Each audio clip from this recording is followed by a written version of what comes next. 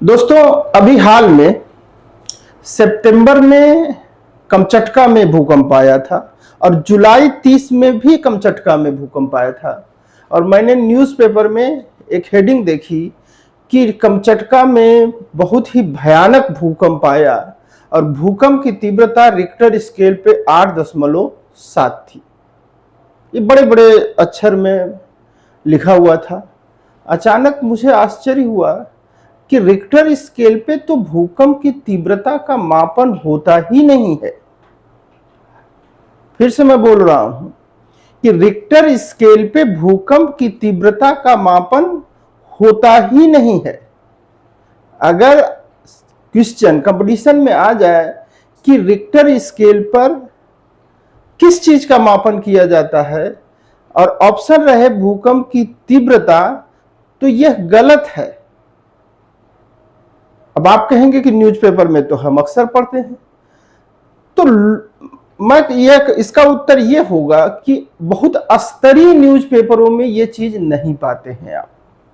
जो अच्छे लेवल के, जैसे द हिंदू अब इस चीज को नहीं यूज करता है, तो एकदम से टॉपिक पे यहीं पे सेंटर होते हैं। इसी को ध्यान में रखते हुए आज का मैंने टॉपिक लिया है भूकंप मापन स्केल की। भूकंप मापन में किन स्केलों का प्रयोग किया जाता है। भूकंप मापन में 3 स्केलों का प्रयोग करते हैं। एक है रिक्टर स्केल। रिक्टर स्केल में क्या है, इसका खोज 1935 में चार्ल्स एफ रिटर ने किया था। यहां भी क्वेश्चन बन सकता है, सिर्फ रिटर ने 1935 में जरूर किया, लेकिन आगे चल करके इसमें और भी गुटेनबर्ग ने भी अपना सहयोग दिया। तो अगर कहीं लिखता है कि रिटर और गुटेनबर्ग ने इसकी खोज किया तो कोई समस्या नहीं, ये भी लिख सकते हैं, लेकिन इनिशियल खोज इसकी रिटर ने किया। दूसरी स्केल है मार्केली स्केल। इस स्केल का मतलब इससे पहले ये खोज हो चुकी थी। अभी एक एक करके हम तीनों की बात करेंगे। और आजकल एक नई स्केल का उपयोग हो रहा है, मोमेंट मैग्नीट्यूड स्केल। तो ये समझिए कि आज हम तीनों स्केलों पर एक एक करके चर्चा करेंगे। इसमें से मैक्सिमम लोग रिटर स्केल के बारे में ही जानते हैं। तो हर स्केल में किसका किसका मापन होता है, ये कंपटीशन में अक्सर पूछा जाता है। तो सबसे पहले हम बात करते हैं रिक्टर स्केल का। रिक्टर स्केल में क्या होता है, हम इससे पहले की वीडियो में इस पे बात कर चुके हैं। भूकंप की बेसिक्स की बात कर चुके हैं और वहां पे हमने उस भूकंप के बेसिक्स में बताया था कि भूकंप का मापन सिस्मोग्राफ नामक यंत्र से किया जाता है। और उस सिस्मोग्राफ से क्या होता है कि इस तरह का ग्राफ मिलता है। सिस्मोग्राफ में इसी तरह का ग्राफ बनता है और जब कोई भूकंप आता है तो यहीं पे ग्राफ बड़ा होने लगता है। और जब सबसे बड़ा ग्राफ बनेगा, यानी सबसे ज्यादा एम्पलीट्यूड बनेगा, तब हम हाईएस्ट एम्पलीट्यूड को ही भूकंप का ये कह सकते हैं कि सबसे अधिक आयाम जो होता है वही मैग्नीट्यूड रिक्टर स्केल पर ले लेते हैं। तो अब क्या बताएंगे, आप ये मत कहिएगा कि रिक्टर स्केल पे भूकंप की तीव्रता मापते हैं। अब आप क्या बताएंगे, रिक्टर स्केल पे भूकंप के तरंगों का मैग्नीट्यूड यानी भूकंप का परिमाण मापते हैं। इस बात को ध्यान दीजिए कि भूकंप की तीव्रता रिक्टर स्केल पे नहीं मापी जाती है। इस पर क्या मापते हैं, परिमाण। उत्तर में रहेगा, जब पेपर बनेगा तो इस पे परिमाण का मापन होता है। अब रिक्टर स्केल के बारे में थोड़ा सा कुछ बिंदु और कंपटीशन में आते हैं, उस पर चर्चा करते हैं कि रिक्टर स्केल का क्या विशेषताएं होती हैं। तो रिक्टर स्केल एक लॉग, पहली बात तो यह क्या लिखेंगे कि रिक्टर स्केल एक लघु गुणकीय पैमाना है, यानी इसमें लघु गुणकी से समझ लीजिए थोड़ा सा।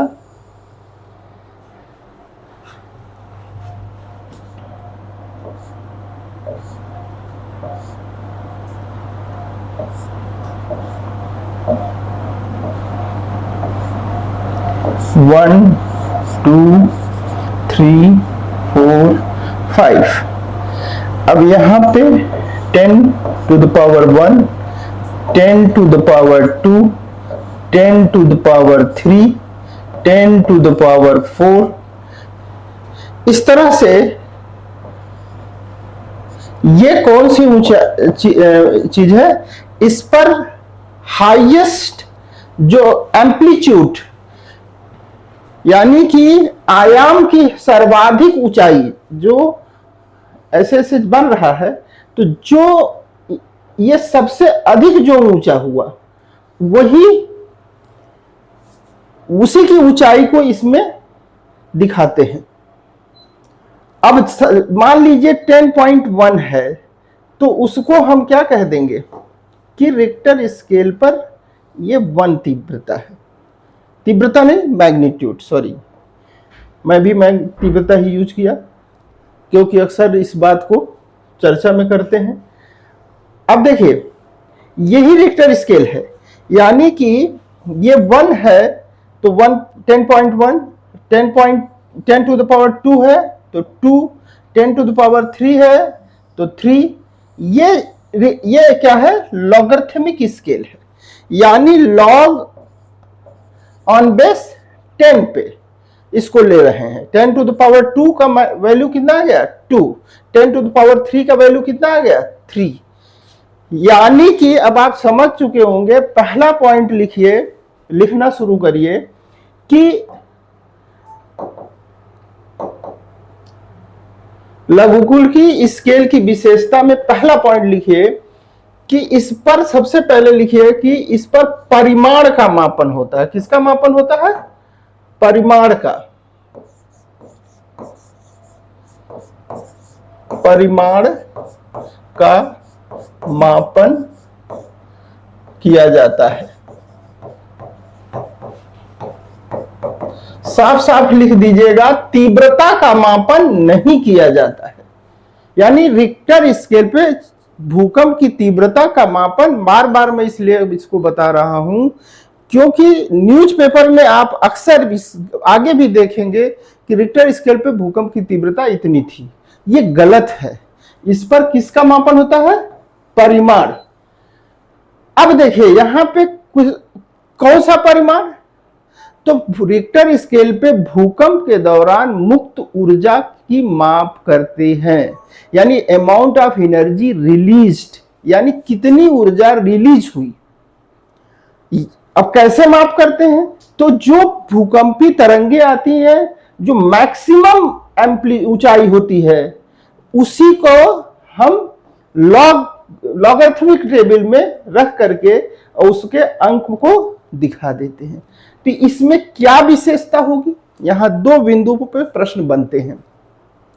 इसका प्रत्येक अंक 1, 2, 3, इस पॉइंट को लिखिएगा कि रिक्टर स्केल का प्रत्येक अंक पिछले अंक की अपेक्षा 10 गुना अधिक आयाम को दिखाता है। 10 गुना अधिक आयाम या परिमाण को दिखाता है। 10 गुना अधिक परिमाण को दिखाता है।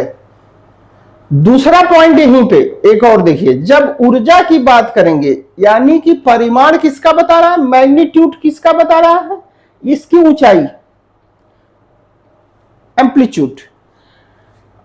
दूसरी चीज कि कितनी ऊर्जा मुक्त हुई इस पे, तो प्रत्येक अंक पिछले अंक की अपेक्षा 32 गुना अधिक ऊर्जा को दर्शाता है। 32 गुना अधिक ऊर्जा। ध्यान दीजिए कि इसमें सामान्यतः तीसरा पॉइंट के रूप में लिख सकते हैं कि इसमें सामान्यतः 1 से 9 तक के अंकों का प्रयोग किया जाता है। इससे अधिक भी अंकों का प्रयोग कर सकते हैं, लेकिन शायद इसकी जरूरत ही नहीं पड़ेगी कि 9 पे सब कुछ क्या हो जाएगा, ध्वस्त हो जाएगा, बहुत ज्यादा विनाश हो जाएगा। तो इतने अधिक तीव्रता मैग्नीट्यूड का भूकंप जल्दी आता ही नहीं है। इतना अधिक तीव्रता शब्द का यूज होता है कि हम आप भी व्यवहार में यूज कर लेते हैं कि रिक्टर स्केल पर इतनी तीव्रता थी। ये एकदम से गलत है। अब न्यूज़पेपर में कहीं भी पढ़िए या इंटरव्यू में पूछ भी लिया जाए कि भूकंप का मापन करते समय रिक्टर स्केल का जब प्रयोग करते हैं तो उस पर क्या मापते हैं, तो कभी मत बोलिएगा तीव्रता मापते हैं। हर जगह नॉर्मल छोटे न्यूज़पेपर्स में लिखा रहता है। लेकिन हाँ, ये भी मैंने ध्यान दिया कि अच्छे किस्म के जैसे द हिंदू है या फॉरेन जितने भी हैं अच्छे पेपर, उसमें कभी भी तीव्रता वर्ड नहीं यूज करता है, मैग्नीट्यूड वर्ड यूज करने लगा है अब। तो इसका मतलब एक अवेयरनेस लोगों में बड़े लेवल पे आ चुकी है। हाँ, छोटे स्तर के पत्रकारों में ये नहीं है, और मैं तो ये भी देखा हूं कि नॉर्मल भूगोल के विद्यार्थियों में भी नहीं है। वो भी इस बात को यूज कर लेते हैं कि रिक्टर स्केल पे तीव्रता इतनी है, या रिक्टर स्केल पे तीव्रता का मापन करते हैं। तो मेरा इस क्लास का उद्देश्य सबसे ज्यादा था कि ये गलती कम से कम अब आप मत करिएगा कि रिक्टर स्केल पे कभी मत कहिए कि भूकंप की तीव्रता मापते हैं। इस पर भूकंप का परिमाण मापते हैं, मैग्नीट्यूड मापते हैं। मैग्नीट्यूड किसका? इसकी ऊंचाई, जो भी वेव है, हाईएस्ट जो वेव की ऊंचाई होगी वही भूकंप की तीव्रता हो जाती है, रिक्टर स्केल पर मैग्नीट्यूड हो जाता है। अब देखिए, अब बात आती है यहां पे 2 क्वेश्चन कि प्रत्येक अंक पिछले अंक की अपेक्षा 10 गुना अधिक आयाम को दिखाता है। ध्यान दीजिए, 10 गुना अधिक आयाम हो सकता है लिखा हो, या 10 गुना अधिक परिमाण लिखा हो सकता है। दोनों बात सही है, मैग्नीट्यूड और ये एम्पलीट्यूड। तो बच्चे कई बार कंफ्यूज होते हैं कि सर 10 गुना भी लिखा होता है, कभी कभी 32 गुना। 32 गुना क्या होती है? ऊर्जा होती है। पिछले अंक की अपेक्षा हर अगला अंक 32 गुना अधिक ऊर्जा को दर्शाता है। अब यहां पे अगर इतनी बात समझ में आ गई हो तो एक बात और समझ लीजिएगा कि अगर आपके सामने ये बात आती है कि कोई, ध्यान दीजिए, मान लीजिए ये रिक्टर स्केल है, ये 0 है, ये 1 है, ये 2 है, ये 3 है, ये 4 है, ये 5 है।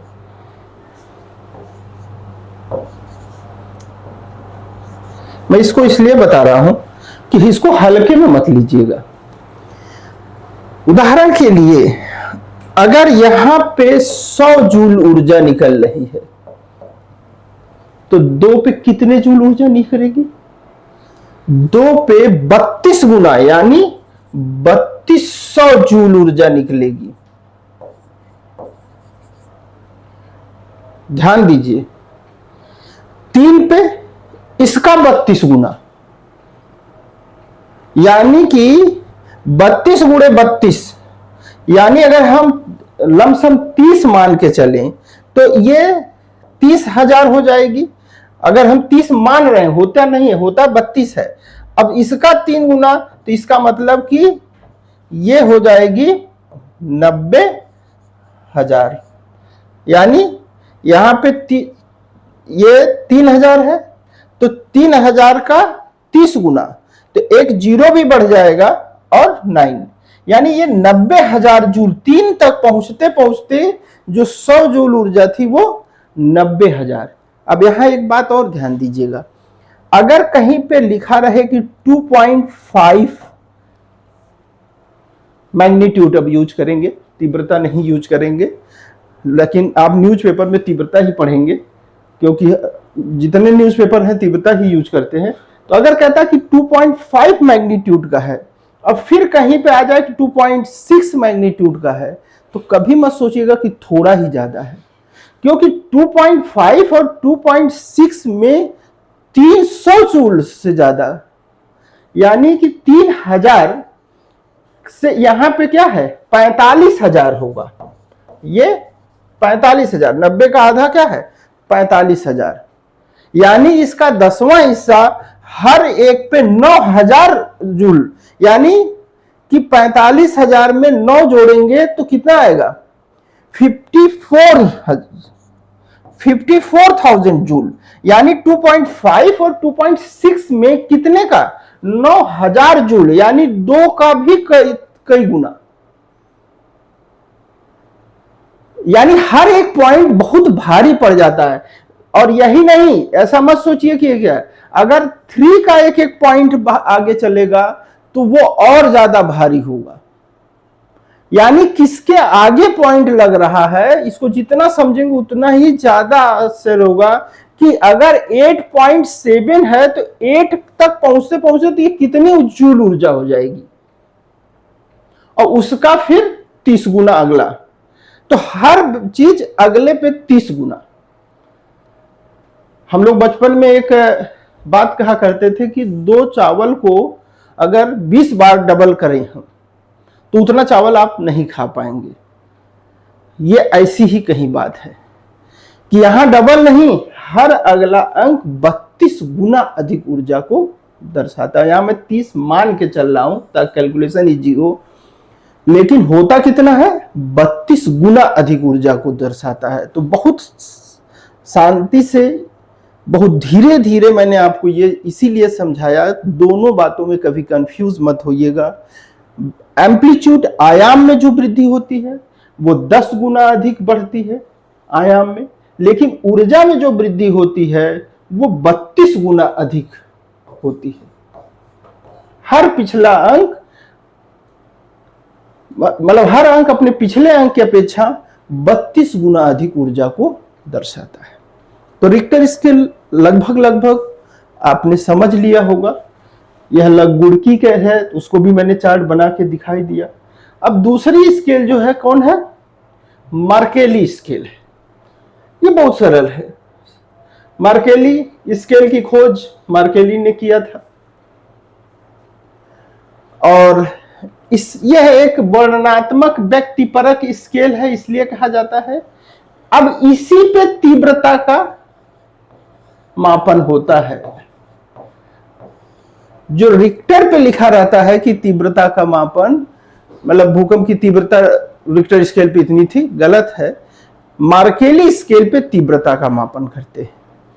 अभी भी अगर तीव्रता नहीं समझ में आई हो तो मैं एक छोटा सा एग्जाम्पल अक्सर देता हूं क्लास में, कि ऐसा समझिए कि मैं आप किसी बच्चे को एक झापड़ मारा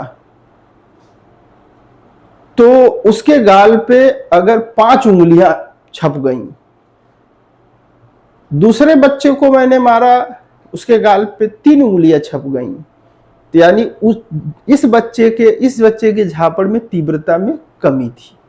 किसी का गाल लाल हो गया, मतलब किसी तीसरे को मारा उसका गाल लाल हो गया, किसी को मारा मैंने वो बेहोश हो गया। अब झापड़ की अलग अलग तीव्रता की एक स्केल बना लीजिए 1 से 12 तक।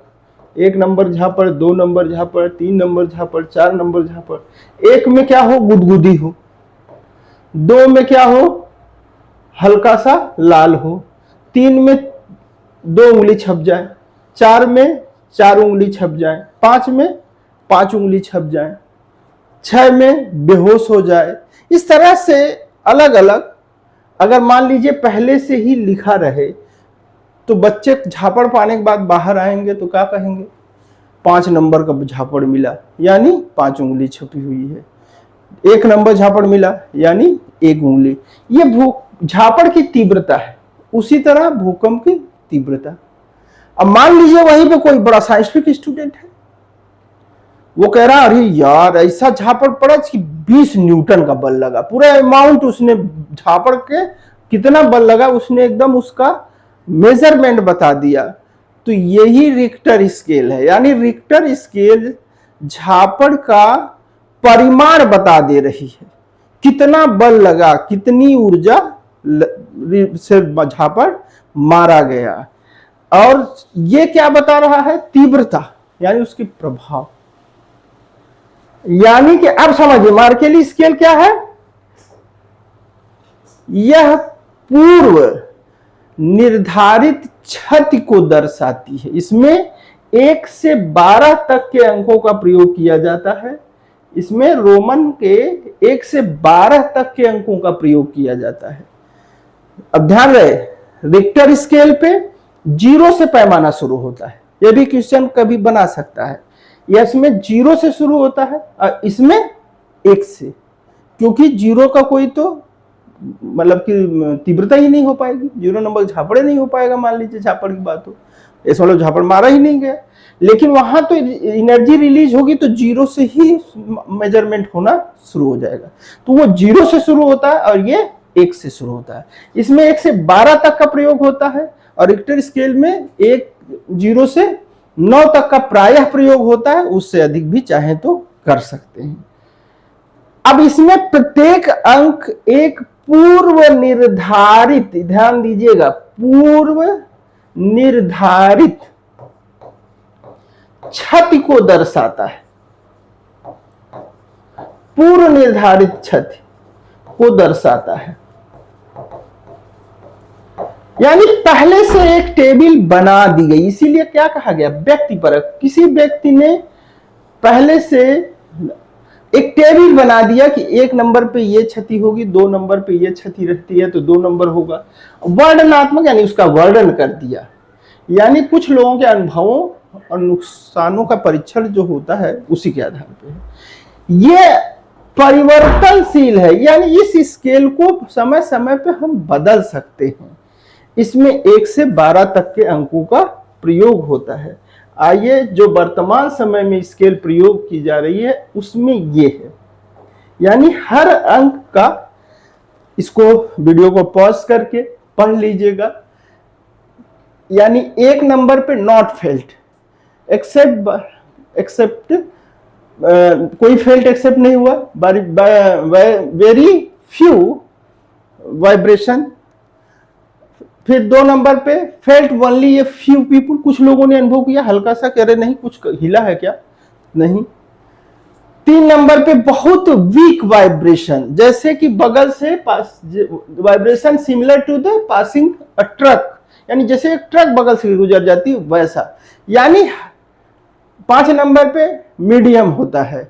तो हर चीज का कितना डिस्ट्रक्शन होगा ये पहले से टेबल में लिख दिया गया है। आप जाइए, जो इसमें से जो मैच करे उतने नंबर का भूकंप ये है। फिलहाल अब इस स्केल का प्रयोग बहुत होता नहीं है, लेकिन आपके लिए जरूरी है कि कितने नंबर, ये क्वेश्चन नहीं पूछा जाएगा कितने नंबर पे क्या डिस्ट्रक्शन होता है, ये तो हमने बस ऐसे ही बना दिया। अब बहुत इंपॉर्टेंट बात है जो आ रही है वो ये आ रही है, ये भी बहुत अभी बच्चों में जानकारी कम है इस स्केल के बारे में। Moment magnitude scale. अब आपको बताऊं, 2 कंफ्यूजन थे जिसके कारण इस क्लास को मैं लिया हूं। एक रिक्टर स्केल पे आप लोग अक्सर बोलते हैं भूकंप की तीव्रता मापते हैं, इसको मैंने गलत बताया, समझ में भी आपको आ गया होगा। दूसरा जो नई बात यहां बड़ी बात है कि अब रिक्टर स्केल का प्रयोग करते ही नहीं है, जबकि बड़े न्यूज़पेपर में भी रिक्टर स्केल पे भूकंप की तीव्रता अभी जो आई 8.7 थी। कमचटका में भूकंप आया, कमचटका रूस का जो कमचटका क्षेत्र है इसमें हाल में बहुत सारे भूकंप आए। अभी सितंबर में 2 भूकंप आ गए, 30 जुलाई को बहुत भयानक भूकंप आया जिसकी तीव्रता मैग्नीट्यूड कितना था 8.7। न्यूज़पेपरों में, अच्छे न्यूज़पेपरों में भी लिखा रिक्टर स्केल पे मैग्नीट्यूड जो है 8.7 था। हकीकत यह है कि रिक्टर स्केल पे मैग्नीट्यूड जो मापते हैं वो 5 तक के मैग्नीट्यूड के लिए रिक्टर स्केल अच्छा है, लेकिन बड़े भूकंपों के लिए अब मोमेंट मैग्नीट्यूड स्केल का उपयोग किया जा रहा है। ये क्या चीज है बहुत अच्छे से समझिए। ये भूकंपी आघूर्ण, यानी हर तरह के मूवमेंट, हर तरह की जो छोटे छोटे मूवमेंट हैं, छोटे छोटे जो यहाँ तक कि जो भूकंप आता है तो कहीं ना कहीं फॉल्ट होती है, वो फॉल्ट में कितना स्लिप की चट्टान या किस चट्टान से होकर की एनर्जी आ रही है, उस सब को ये दिखाता है, लेता है। तो ये विस्थापन, चट्टान की औसत कठोरता, इन सब को मापते हुए यानी उस एनर्जी को देता है जो भूकंप मूल यानी फोकस के भूकंप के स्रोत पर जो कुल ऊर्जा निकलती है उसका ये मापन करता है। इसमें सटीकता बहुत अधिक है, यानी अधिक जो विश्वसनीय है, बड़े भूकंपों के लिए इसका यूज करते हैं। अब एक चीज और यहां लिख लीजिएगा, इसका मापन के लिए कई सिस्मिक स्टेशनों का प्रयोग होता है। इसके मापन के लिए एक से अधिक कई सिस्मिक स्टेशनों का प्रयोग करना होता है। तो तीनों स्केल समझ में आ गई, रिक्टर स्केल, मार्केली स्केल और कौन, moment magnitude scale. Moment magnitude scale जैसे तीनों स्केल यहां पे दिए हैं, कभी यह भी आ सकता है कि इसकी खोज रिटर ने किया और गुटेनबर्ग ने किया, इसकी मार्केली ने किया, इसकी जो खोज किया हीरो कानामोरी जापान के थे। ये भी पूछ सकता है ये कहां के थे, जापान के थे। और थॉमस सी हांग यूएसए के थे, अमेरिकी हैं ये, यूएसए। ये दोनों ने मिलकर के 1979 में इसकी खोज की और इस स्केल का उपयोग वर्तमान समय में बड़े जो गंभीर भूकंप है यानी जिसका एम्पलीट्यूड 5 से ज्यादा है उसके लिए हम इस स्केल का उपयोग कर रहे हैं।